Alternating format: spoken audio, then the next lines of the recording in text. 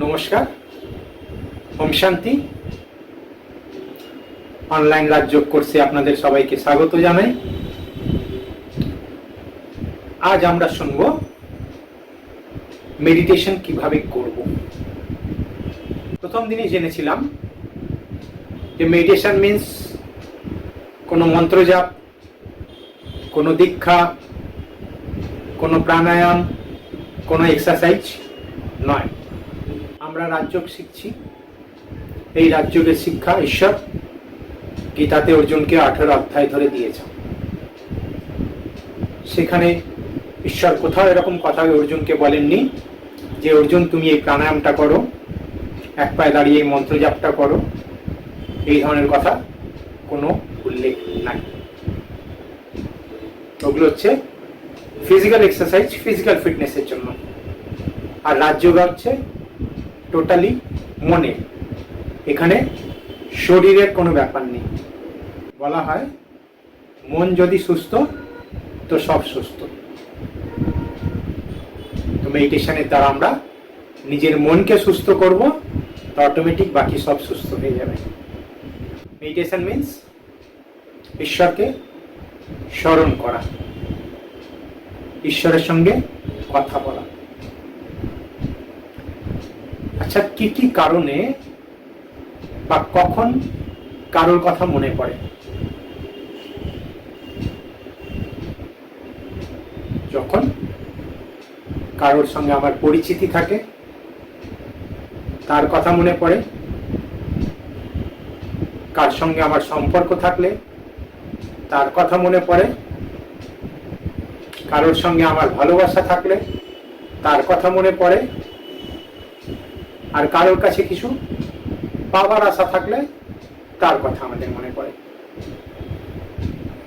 ঈশ্বরের কথা কখন মনে পড়ে? কি কি কারণে মনে পড়ে? কিছু আছে যেটা নিয়ম মাফিক করা হয়, সকালে, সন্ধেবেলায়। কেউ কেউ হয় সপ্তাহে একদিন করে, কেউ কেউ হয় মাসে একদিন করে। ওগুলো নিয়ম মাফিক। আর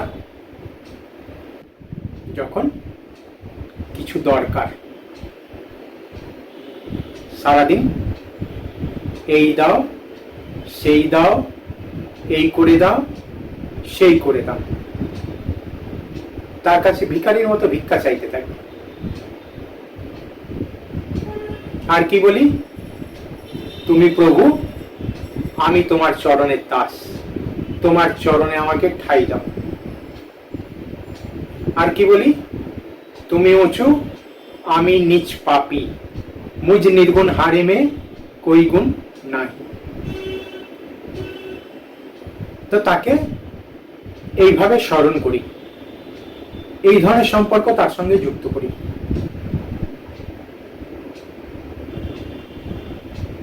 একটা ভিখারিকে কতটা ভিক্ষা দেব? দুটো খেতে, দুটো পড়তে, তার বেশি দেব? ঘরের ভেতরে তাকে ঢোকাবো? যা সম্পর্ক গেটের বাইরে, গেটের ভেতরে ঢোকার পারমিশন নেই। তো যতক্ষণ আমরা ঈশ্বরের কাছে চাইছি, তার মানে আমাকে গেটের বাইরেই থাকতে হবে, গেটের ভেতরে ঢোকার পারমিশন নেই। ওই দুমুঠো নিয়ে বাড়ি যেতে হবে। চাকরি চাই, নাও, বাড়ি যাও।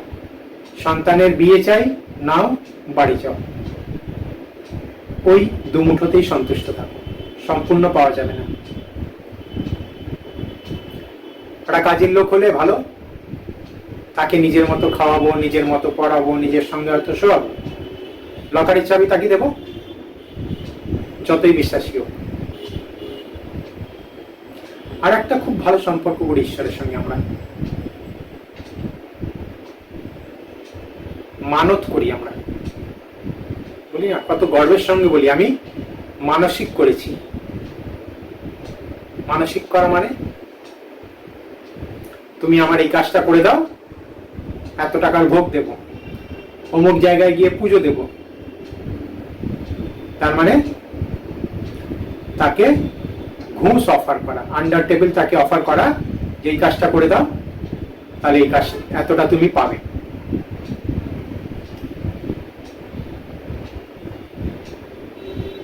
এটা কি কোনো গর্বের বিষয়?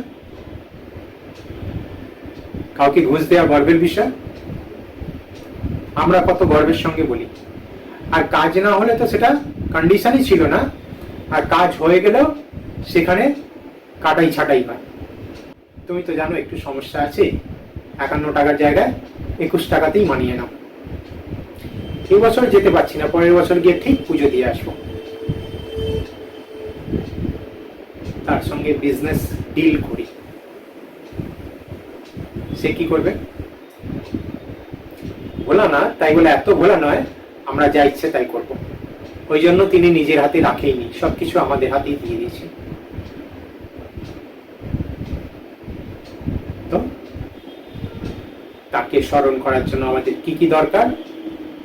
প্রথম যেটা হচ্ছে পরিচিতি। তার পরিচিতি আমরা জেনেছি, প্রথম দিনই আমরা জানলাম। তো তার পরিচিতি আমরা জেনেছি, নিজের পরিচিতিও জেনেছি, তাকেও জেনেছি। আমি আত্মা, পয়েন্ট অফ লাইট, তিনি পরমাত্মা, তিনিও পয়েন্ট অফ লাইট। নাম শিব, মিন্স কল্যাণকারী। আমাদের মধ্যে 7খানা গুণ, তার মধ্যেও সেই 7খানা গুণ। কোথায় থাকেন? ব্রহ্মলোক, পরম ধাম, সেটাও জেনেছি। তো তার পরিচিতি জেনেছি, তার সঙ্গে সম্পর্ক আমাদের। তো তার সঙ্গে প্রথম সম্পর্ক হচ্ছে আমাদের মাতৃপিতার। যখন আমরা বাচ্চা থাকি তখন কি হয়? মা বাবার সঙ্গে সম্পর্ক, মা বাবাই সবকিছু। তখন তার থেকে একটু বড় হলে, যখন স্কুলে অ্যাডমিশন হয়, তখন শিক্ষকের সঙ্গে আমাদের সম্পর্ক যোগ হয়। আর একটু বড় হলে তখন আমরা গুরু করি। তো এই তিনটে সম্পর্ক হচ্ছে প্রধান: ফাদার, টিচার, গুরু। এরপরে তিনি আমার বন্ধু হতে পারেন। বন্ধুও দরকার জীবনে। বন্ধুত্ব করার জন্য কি কি দরকার হয়? নিজের মতের সঙ্গে তার মিল, নিজের মতো তাকে হতে হবে, তবেই তার সঙ্গে বন্ধুত্ব হতে পারে। তো ঈশ্বরের সঙ্গে আমাদের বন্ধুত্ব হতে পারে। কেন হতে পারে? কারণ আমি আত্মা পয়েন্ট অফ লাইট, তিনি আত্মা পয়েন্ট অফ লাইট, একই রকম দেখতে। আমার মধ্যেও সেই 7খানা কোয়ালিটি আছে: সুখ, শান্তি, প্রেম, আনন্দ, পবিত্রতা, জ্ঞান, শক্তি। তার মধ্যেও সেটা আছে, তাহলে বন্ধুত্ব হতে পারে। আমারও বাসস্থান ব্রহ্মলোক, তারও বাসস্থান ব্রহ্মলোক, তাহলে তার সঙ্গে বন্ধুত্ব হতে পারে। ওই জন্য বলা হয় ক্ষুধা দোস্ত, সেই নিয়ে অনেক কাহিনী আছে। তারপরে তিনি আমার স্বামীও হতে পারেন। মীরাবাই কি সম্পর্ক করেছিল? ছোটবেলায় যখন মা একবার বলে দিল এ তোর স্বামী, ব্যাস, তাকেই তিনি স্বামী রূপে মেনে নিলেন, আর আজীবন সেই সম্পর্কই তার সঙ্গে গড়ে রাখলেন। ওই জন্য বলা হয় পতিও কা পতি, গুরুও কা গুরু। তিনি আমার সন্তানও হতে পারেন। সতী অনুসূয়া কি করেছিল? ঈশ্বরকে সন্তান রূপে চেয়েছিল, আর সেই অনুভূতিও সেখান থেকে সে করেছিল। ঈশ্বর তাকে সেই সন্তানের অনুভূতিও তাকে করিয়েছিলেন। তো এই সব সম্পর্কই আমরা তার সঙ্গে গড়তে পারি। আমরা যেই সম্পর্কে তাকে ডাকবো, তিনি সেই সম্পর্কেই আমাদের সাড়া দেবেন। তিনি বলছেন আমি বাধ্য আছি, সাড়া দেওয়ার জন্য বাধ্য। কন্ডিশন একটা, মন থেকে ভালোবেসে আমাকে ডাকতে হবে। ওই কন্ডিশনাল ভালোবাসা হলে চলবে না, আন্তরিক ভালোবাসা। রামকৃষ্ণদেব মা কালী রূপে রাখলেন, দেখা। মীরাবাই শ্রীকৃষ্ণ রূপে রাখলেন, দেখা। আমরা যেই রূপে তাকে ডাকি তিনি সেই রূপেই সাড়া দেন আমাদেরকে সন্তুষ্ট করার জন্য। তাই বলে তার রূপ সেই কালী, তার রূপ সেই কৃষ্ণ তা নয়, তার রূপ তো সেই জ্যোতির্ময়। আমার ইচ্ছে মা কালীর দর্শন চাই, আমি এখানে তপস্যা করতে বসলাম, তিনি সন্তুষ্ট হয়ে মা দুর্গা রূপে আমার সামনে এলেন, আমি সন্তুষ্ট হব? আমি তো দুর্গাকে চাইনি, কালীকে চেয়েছি, যদিও জানি যে দুর্গা সেই কালী, একজনেরই দুটো রূপ। তবুও যতক্ষণ মা কালীকে দেখবো না আমি সন্তুষ্ট হব না। তো তিনি আমাদের মা কালী রূপেই সাড়া দেবেন আমাকে সন্তুষ্ট করার জন্য, কিন্তু তার রূপ তো সেই জ্যোতির্ময়। আমরা যেই সম্পর্ক তার সঙ্গে গড়ব তিনি সেই সম্পর্কেই আমাদের সাড়া দেন। তৃতীয় হচ্ছে তার সঙ্গে ভালোবাসা। কতটা ভালোবাসা আছে তার সঙ্গে আমাদের? বলা হয় যার সঙ্গে ভালোবাসা হয় তাকে ভোলা যায় না। একে অপরের জন্য শরীর ত্যাগ পর্যন্ত করে দিতে রেডি থাকে। ঈশ্বরের সঙ্গে আমাদের কতটা ভালোবাসা আছে, কতটা তাকে স্মরণে রাখি, তাকে স্মরণে, তার মানে সেই ভালোবাসাটা নেই। তো তার সঙ্গে আমাদের সেই আন্তরিক ভালোবাসাটা গড়তে হবে। চতুর্থ হচ্ছে তার কাছে প্রাপ্তি। যার কাছে কিছু পাওয়ার আশা রাখলে তার কথা আমাদের মনে পড়ে। ধরুন আমি একটা ব্যবসায়ী, কলকাতায় আমার ব্যবসা আছে, আমাকে একজন খবর দিল যে আমেরিকা থেকে একজন ব্যবসায়ী আসছে, এক বড় কনসাইনমেন্ট নিয়ে আসছে। তো তার সঙ্গে যদি তুমি কানেকশন করতে পারো, সেই কনসাইনমেন্টটা নিতে পারো, তাহলে তোমার প্রচুর লাভ হবে। আমি কি করব? কবে আসছে, কোথায় আসছে, কোন হোটেলে থাকবে, সব খবর নিলাম। এবার এই হোটেলে বারবার ফোন করে জিজ্ঞেস করছি, এসছে এসছে এসছে। হয়তো দেখা যাবে সেই হোটেলে গিয়েই ওয়েটিং রুমে বসে গেলাম, যাতে ও আসলেই যেন সঙ্গে সঙ্গে আমি দেখা করতে পারি, আর ওই কনসাইনমেন্টে যেন আমি পাই। ও এলো, দেখা হলো, কনসাইনমেন্ট হলো, যেই কাজ হলো, তারপর আর ফোন করব। আমাদের অবস্থাও তাই হয়েছে। যখন আমরা সমস্যায় থাকি, এই কলির শেষে খুব ঈশ্বরকে স্মরণ করি, কিন্তু যেই কাজ হয় সঙ্গে সঙ্গে ভুলে যাই। ঈশ্বরকে স্মরণ করলে কাজ হয় না এটা হতে পারে, অবশ্যই। এটা আমাদের প্রত্যেকের প্র্যাকটিক্যাল এক্সপিরিয়েন্স আছে। হ্যাঁ, যেরকম স্মরণ করব সেরকম কাজ হবে। যদি ভালোবাসায় স্মরণ করি কাজ হবে ঠিক, আর যদি ওই লেনদেনের হিসাবে স্মরণ করি, তার সঙ্গে বিজনেস ডিল করি, তাহলে সেও বিজনেস ডিল করবে। সবকিছু আমাদের হাতে আছে। কখন করব? 24/7। যে কোনো সময় আমরা তাকে স্মরণ করতে পারি, তিনি সবসময় অ্যাভেলেবল।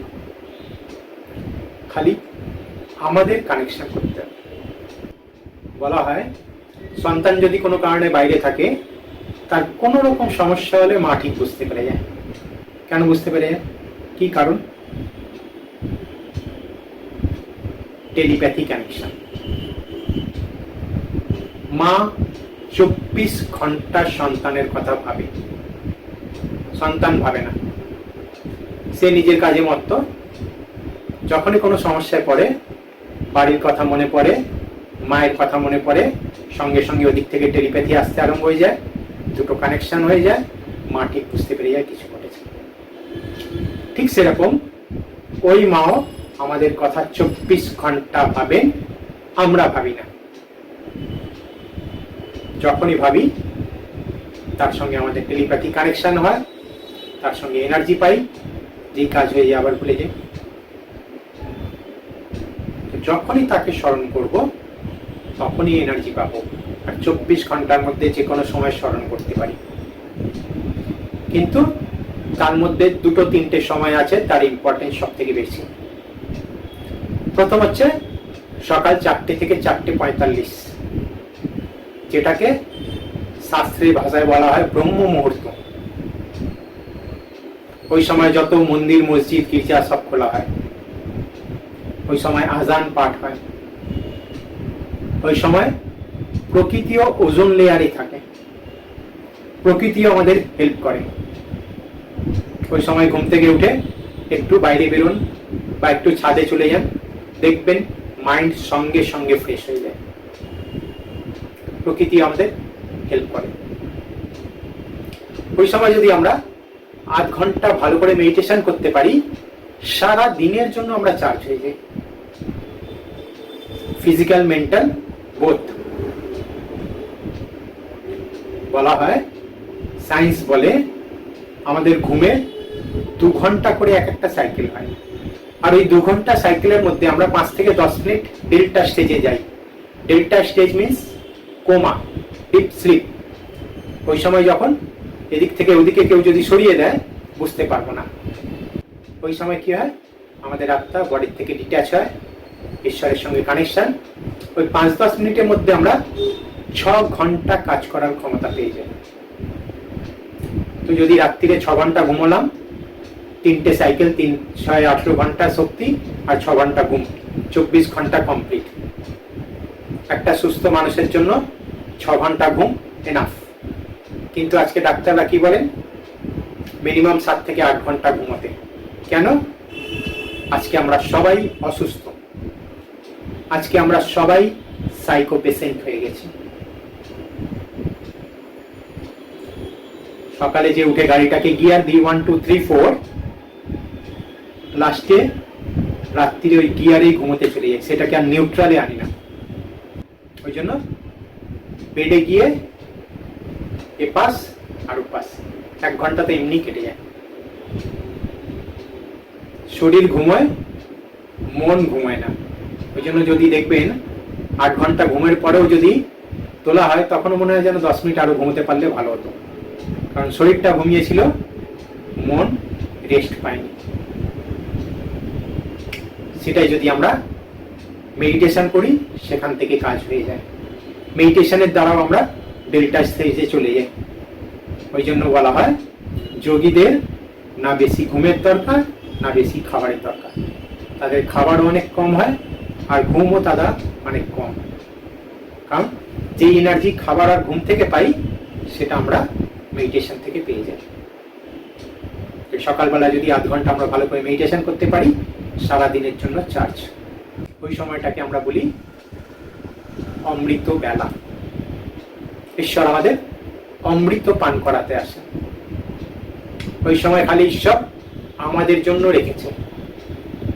তারপর তো মন্দির, মসজিদ, গির্জা খোলা হয়ে যাবে, ঈশ্বর ভক্তদের কাছে চলে যাবে।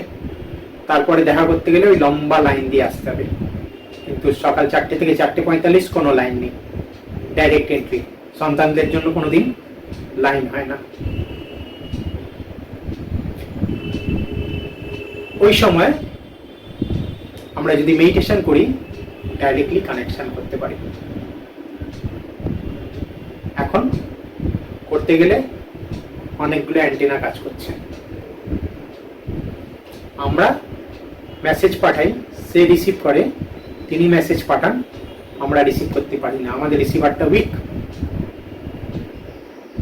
ম্যাল ফাংশন হয়। অন্য মেসেজ আমি রিসিভ করি, আমার মেসেজ অন্য রিসিভ করে নেয়। কিন্তু 4টে থেকে 4:45 সবাই ঘুমিয়ে আছে। ওই সময় কোনো নেগেটিভ কাজ, পাপ কাজ হয় না। তো ওই সময় আধ ঘন্টা মেডিটেশন করব, সারা দিনের জন্য ফিজিক্যাল, মেন্টাল বোথ চার্জ। দ্বিতীয় হচ্ছে সন্ধেবেলায়, সন্ধ্যা আরতি যখন করা হয়, গোধূলি লগ্ন বলা হয়, মানে রাত আর দিনের মিলন, দিন আর রাতের মিলন। তৃতীয় হচ্ছে রাত্রিরে শোয়ার আগে। রাত্রিরে শোয়ার আগে সারাদিনে যা করেছি ঈশ্বরের সঙ্গে শেয়ার করা। আজকে আমরা সবাই টেনশন, ডিপ্রেশন, কারণ শেয়ার করার কেউ নেই। স্বামী স্ত্রী নিজেদের মধ্যেই শেয়ার করতে পারে না, কিছু বলতে গেলেই চুপ থাকো, তো মাথা খারাপ করো না, কারণ আগে থেকে এত ভর্তি থাকে, শোনার ইচ্ছে থাকে না। তো কারোর ইচ্ছে থাকুক না থাকুক, সময় থাকুক না থাকুক, ঈশ্বর আমাদের জন্য এক লেভেল আছেন, তার সঙ্গে শেয়ার করব। যেরকম ছোটবেলায় কি হতো, স্কুলে যেতাম, স্কুল থেকে বাড়ি আসতাম, স্কুলে কার সঙ্গে কি হয়েছে না হয়েছে সব মায়ের কাছে এসে বকবক করতাম। মা খাওয়াচ্ছে, খাচ্ছি আর বকবক করছি, খাওয়া শেষ, বকবকানি শেষ, মায়ের কোলে মাথা দিয়ে নিশ্চিন্তে ঘুম। ঠিক সেরকম ওই মাকেও সারাদিনের সব বলে দেবো, যা হয়েছে, ভালো খারাপ যা হয়েছে সব বলে দেবো। তারপর তার কোলে মাথা দিয়ে নিশ্চিন্তে ঘুমিয়ে পড়বো। খুব ভালো ঘুম হবে, সকালবেলা যখন ঘুম থেকে উঠবো মাইন্ড একদম ফ্রেশ থাকবে। সারাদিনের মধ্যে যদি কার সঙ্গে মিসবিহেভ হয়েছে, সঙ্গে সঙ্গে ক্ষমা চাইতে পারলে খুব ভালো। যদি কোনো কারণে চাইছি না, সেটা ইগো হোক বা যে কোনো কারণ হোক, রাত্রির আগে বাবাকে 10-15 মিনিট স্মরণ করব, বাবার থেকে এনার্জি নেব, তারপর মনে মনে চোখের সামনে তাকে ডেকে নেব, আমি তোমার সঙ্গে মিসবিহেভ করেছি, তুমি আমাকে ক্ষমা করো। কি হয়েছিল না হয়েছিল সেটা ভাববো না, না হলে আবার অনেকগুলো ফোল্ডার ওপেন হয়ে যাবে, তার মধ্যে অনেক ফাইল ঢুকে যাবে। ভুল হয়েছে, দ্যাটস এনাফ। কেউ যদি আমার সঙ্গে মিসবিহেভ করেছে, তাকেও মনে মনে ক্ষমা করে দেব। ক্ষমা চাওয়া, ক্ষমা করা কম্পালসারি। কার স্বার্থে? নিজের স্বার্থে। কারণ যতক্ষণ সেটা করছি না, তার কথা মনে পড়লেই মনে অনেক কিছু চলতে আরম্ভ হয়ে যায়। নিজের স্বার্থেই ক্ষমা চাওয়া, ক্ষমা করা। ভিতরে ফাইল ক্লিয়ার হলো কিনা কি করে বুঝবো? তার কথা মনে পড়লে আমি ডিস্টার্ব হচ্ছি কিনা। যদি ডিস্টার্ব হচ্ছি, তার মানে ভেতরে ফাইল ক্লিয়ার হয়নি, আছে। আবার করব। পুরো ভিজুয়ালাইজ করা, তার সঙ্গে হ্যান্ডশেক করছি, তাকে হাগ করছি, তার সঙ্গে ইয়ার্কি মারছি, যেটা করলে মনে হবে যে তার সঙ্গে আমার ব্যবহার ভালো হয়ে গেছে, টোটালি ভিজুয়ালাইজ করে নেব। তাহলে কি হয়, পুরনোটা ধামাচাপা পড়ে যায় আর নতুনটা উপরে চলে আসে, আমাদের বিহেভিয়ার চেঞ্জ হয়ে যায়। ঠিক আছে? তো এই 3টের সময় অবশ্যই করব, এছাড়া সারাদিনে যে কোনো সময়, যে কোনো কাজ করতে করতে 1 মিনিট 2 মিনিটের জন্য শিব বাবা মাথার উপরে, তার থেকে আমার মধ্যে এনার্জি আসছে, আমি এনার্জাইজ। শিব বাবা মাথার উপরে, তার থেকে শান্তির রে আমার মধ্যে আসছে, আমি একদম শান্ত। শিব বাবা মাথার উপরে, তার থেকে পিওরিটি রে আমার মধ্যে আসছে, আমি একদম পিওর। যে কোনো কাজ করতে করতে 1 মিনিট 2 মিনিটের জন্য ভিজুয়ালাইজ করা, ফিল করা, আবার নিজের কাজে চেষ্টা করে প্রতি ঘন্টায় 1 মিনিট করে করব। আমরা প্রতি ঘন্টায় 1 মিনিট করে করি, এটাকে বলি ট্রাফিক কন্ট্রোল।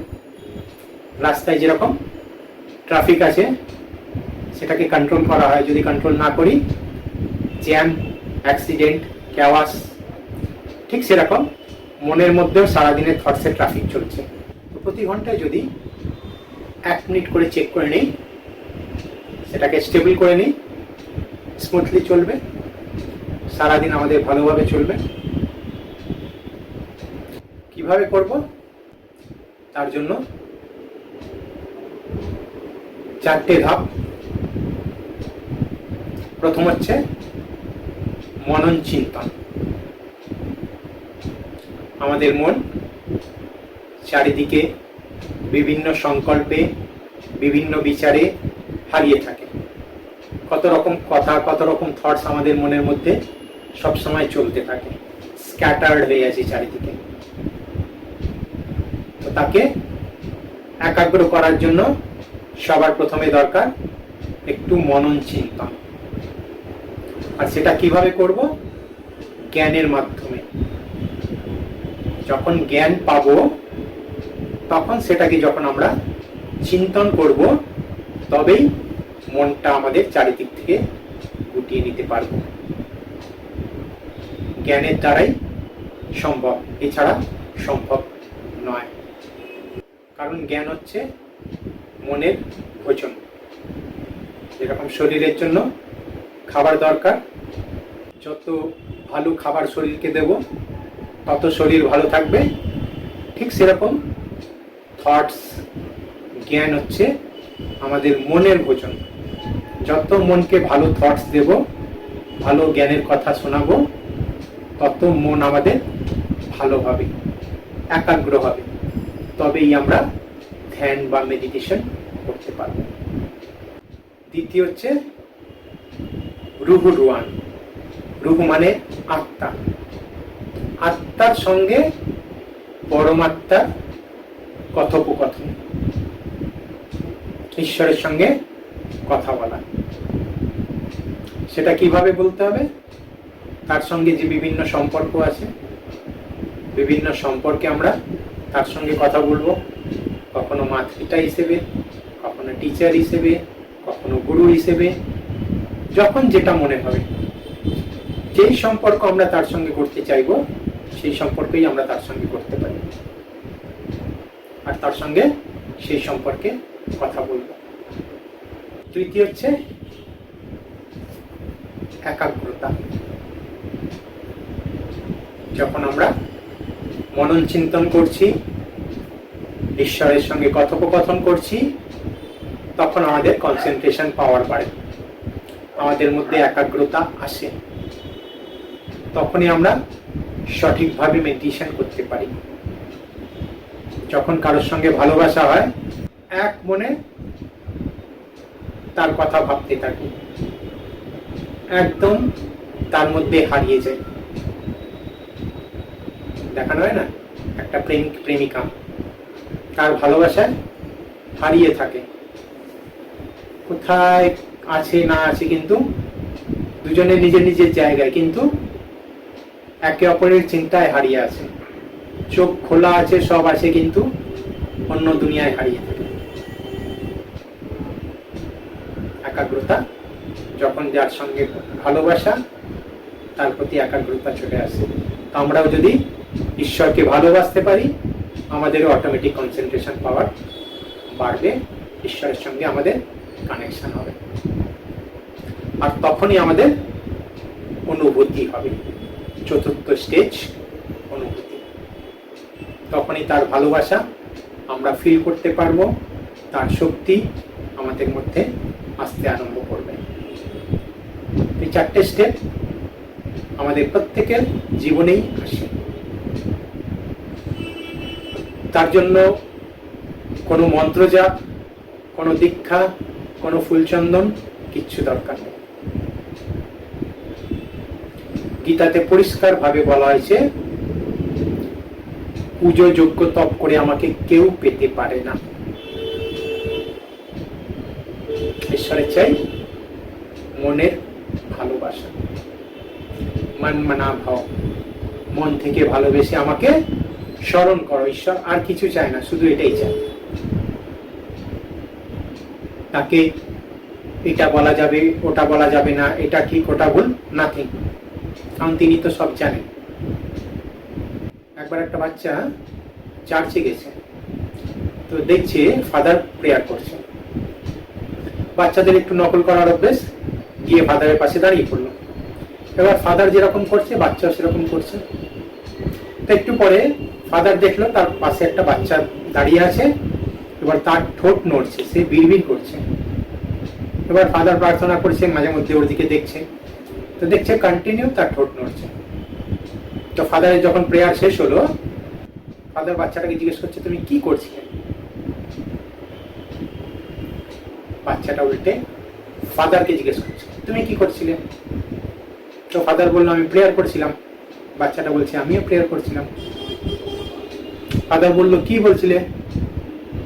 তো বাচ্চাটা আবার ফাদারকে জিজ্ঞেস করছে, তুমি কি বলছিলে? ফাদার বললো প্রেয়ারে যা বলতে হয় তাই বলছিলাম, বাচ্চাটা বলছিল আমি তাই বলছিলাম। তো ফাদার বললো আচ্ছা শুনি না কি বলছে। তখন বাচ্চাটা বলছে আমি ABCD Z পর্যন্ত বলছিলাম। তো ফাদার বললো এটা কি কোনো প্রেয়ার? বাচ্চাটা বলছে এটা প্রেয়ার কিনা জানি না, তবে আমি এটা জানি তুমি যে প্রার্থনা করছিলে তার মধ্যে এই ABCD 26টা অক্ষর ছিল, আর আমি এই 26টা অক্ষরই বলছিলাম। তুমি তাকে সাজিয়ে বলছিলে আর আমি তাকে বলে বলছিলাম তুমি নিজের মতো করে সাজিয়ে নাও। ঈশ্বর কাকে ভালোবাসবে? আমি নিজেকে তার হাতে সঁপে দিলাম, তুমি নিজের মতো করে আমাকে বানিয়ে নাও। তো ঈশ্বরকে বলার জন্য কোনো দীক্ষা, কোনো ফুলচন্দন কিচ্ছু দরকার নেই। তিনি তো আমার মা বাপ, আমরা তার সন্তান। তো তিনি আমার মা বাপ। তো মা বাবার সঙ্গে কথা বলতে গেলে কোনো মিডিয়েটার দরকার, কোনো গাইডলাইন দরকার, কিভাবে কথা বলবো কেউ আমাকে শিখিয়ে দেবে? আমার বাবা, আমি কথা বলবো, যা মনে আসে তাই বলবো, যখন মনে আসে তখন বলবো। কোনো নিয়ম বাঁধন দরকার। হ্যাঁ, যখন আমরা প্রথমে মেডিটেশন করতে বসি তখন মনকে কিছু থটস দিই, যেটা প্রথমেই বললাম মনন চিন্তন। আমরা একদিকে কি করি? পুজো করি, বুদ্ধির দ্বারা মন্ত্র জাপ, এদিকে ঘন্টাও নড়ছে, এদিকে ফুলচন্দনও দিচ্ছি, মন ঘুরে বেড়ায়। মেডিটেশনে কি করা হয়? মন আর বুদ্ধি দুটোকে একসাথে কাজে লাগানো। এই 7 দিনে বুদ্ধিতে একটু নিজের সম্পর্কে জ্ঞান, ঈশ্বরের সম্পর্কে জ্ঞান চলে এসছে। এবার বুদ্ধির মধ্যে জ্ঞান আছে, মন বুদ্ধিকে প্রশ্ন করবে আমি কে? বুদ্ধি সঙ্গে সঙ্গে উত্তর দেবে আমি একটা আত্মা। সেটা আবার কি? একটা লাইভ এনার্জি, একটা শক্তি। তাকে দেখতে কি রকম? একটা সূক্ষ্ম তারার মতো। তার মধ্যে কি আছে? 7টা কোয়ালিটি। আমি শান্ত স্বরূপ আত্মা। 3-4 সেকেন্ড পজ, ফিল করবো আমি আত্মা এই কপালের মাঝখানে বসে আছি, তার থেকে শান্তি রেয়ে বেরোচ্ছে, আমি একদম শান্ত। I am a powerful soul, শক্তির রে আমার মধ্যে থেকে বেরোচ্ছে, আমি একদম energize. I am pure soul, purity রে বেরোচ্ছে, আমি একদম পিওর। যা ভাববো ফিল করতে করতে এগোবো। মন্ত্র জাপের মতো নয় ফাটাফাট ভাবা, এগিয়ে যাও। ফিলিংস এর উপরে অ্যাটেনশন। কারণ যখন আমরা যে জিনিসটা ফিল করি আমাদের মধ্যে হরমোন সিক্রেশন হতে আরম্ভ হয়, এনার্জি ক্রিয়েট হয়। যেরকম এসি ঘরে বসে আছি, পুরো চিল, কিন্তু টেনশনে ঘামছি। কেন ঘামছি? এসি ঘরে কানেকশন সেখানে আছে, সেটাই আমার মধ্যে ফিল হচ্ছে, সেই এনার্জি ক্রিয়েট হচ্ছে।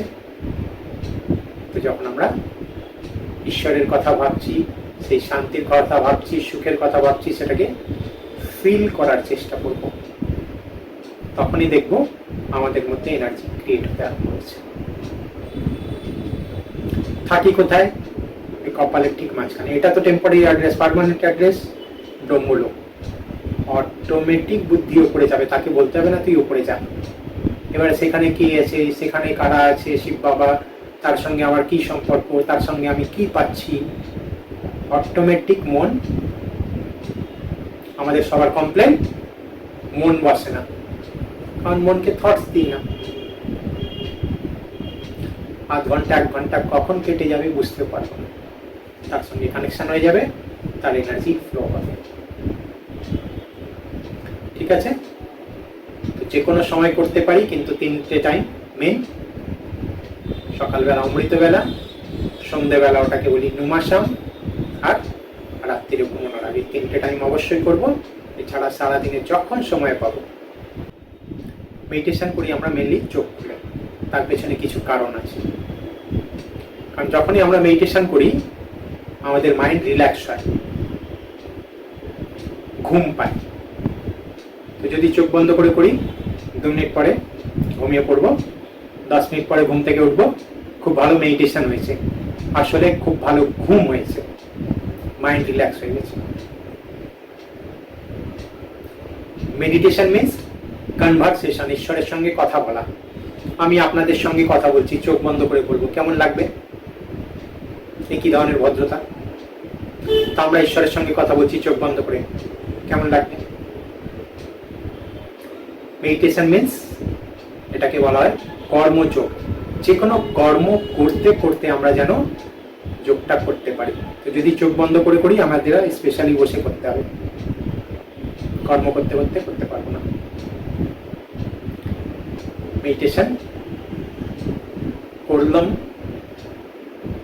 যখন মেডিটেশন করছি আমাদের মধ্যে এনার্জি ট্রান্সমিট হয়, আর চোখ হচ্ছে আমাদের এনার্জি ট্রান্সমিটের জায়গা।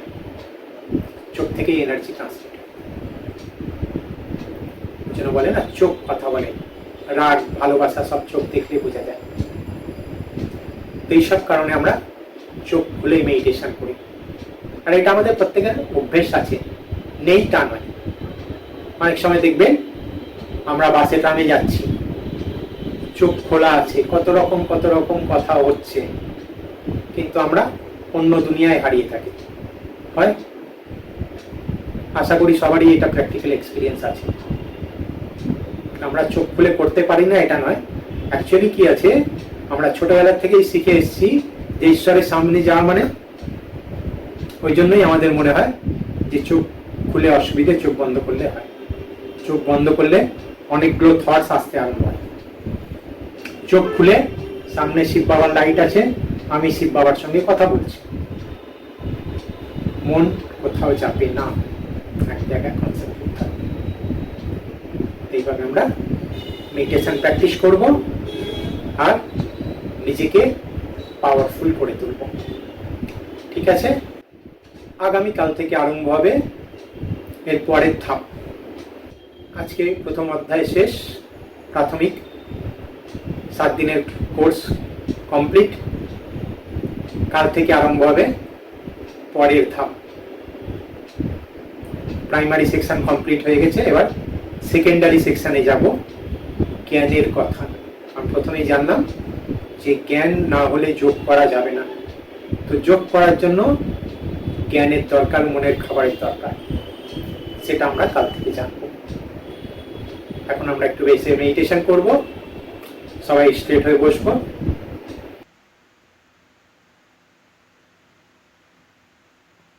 চারিদিক থেকে মনকে গুটিয়ে নিয়ে আমি আত্মা চললাম ব্রহ্মলোকে।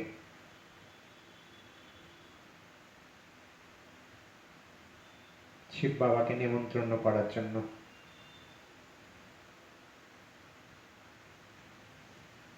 হে সর্বশক্তিমান, হে দীনবন্ধু, তুমি নিজের ধাম ছেড়ে নিচে এসো, আমাদের ছত্র ছায়া হও।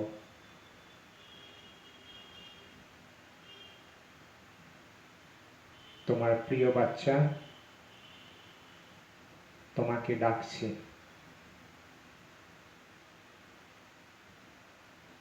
আমাদের নিমন্ত্রণ শুনে সর্বশক্তিমান নিচে নামতে আরম্ভ করলেন।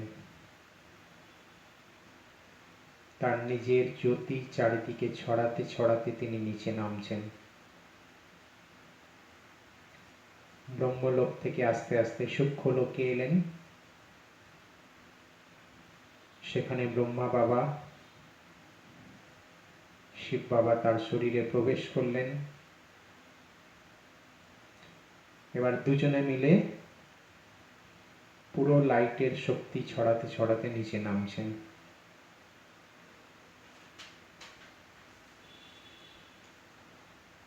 আমার সামনে উপস্থিত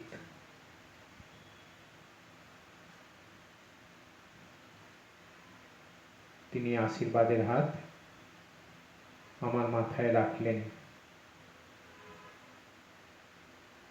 আশীর্বাদ করছেন, বিজয়ী ভব, সফল ভব।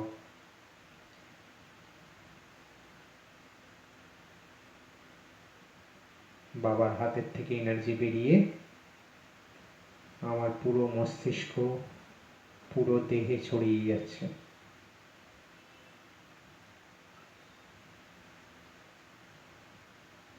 আমিও যেন ঈশ্বরীয় সব শক্তিতে ভরপুর।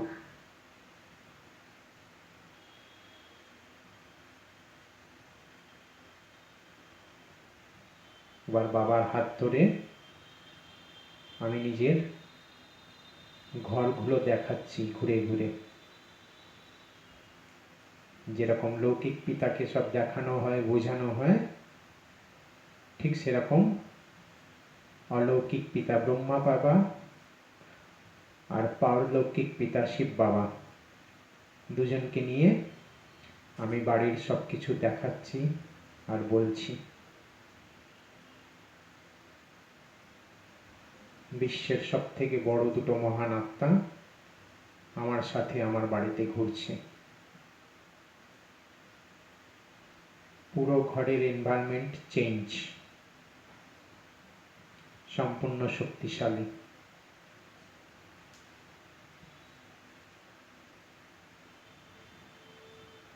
যত নেগেটিভ সব বাইরে।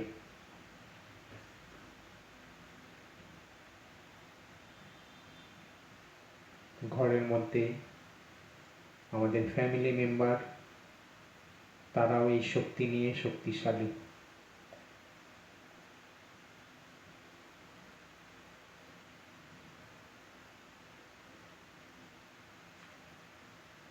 বাবাকে সব ঘুরিয়ে দেখিয়ে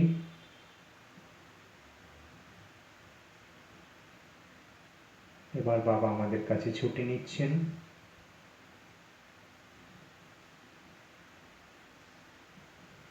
আমাকে আশীর্বাদ করে তিনি এবার চললেন নিজের ধামে।